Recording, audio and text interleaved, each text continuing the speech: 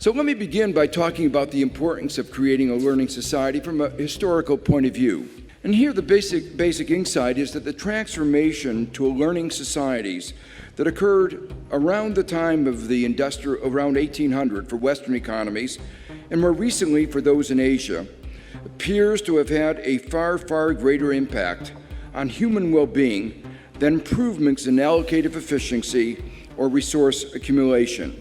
But in fact, as we look at the data, what we see is that for hundreds of years prior to 1800, standards of living had remained essentially unchanged. People in 1800 were living very negligibly differently from those in a year 1000. And then suddenly, particularly in Western Europe and UK, incomes started to increase. And with a significant lag, the same thing happened in India and China.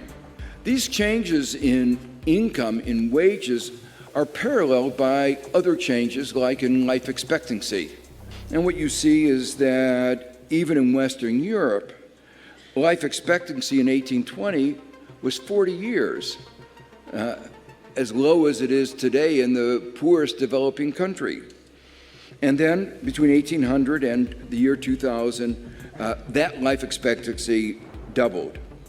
There's something else interesting about this chart, which is it shows that a convergence in more recent years between the developing world and the advanced world, that while their life expectancy had lagged, it is catching up, although in some places very slowly.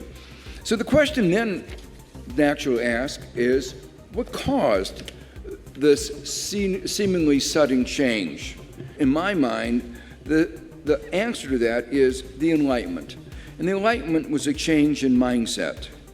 It was a change in mindset that involved questioning authority, recognizing that change was possible. It also entailed a systematic ways of thinking about change.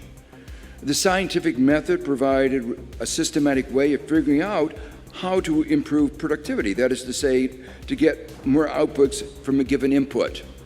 Obviously, as historians, one needs to push back the question, well, what brought about the Enlightenment? I'm not going to be able to answer that. But what I do want to say is that the change in mindset that is associated with the creation of the learning society, with the Industrial Revolution, is very closely linked with the creation of liberal democracy. And that's why, in my mind, sustaining increases in standards of living, and especially shared prosperity, will require sustaining liberal democracies.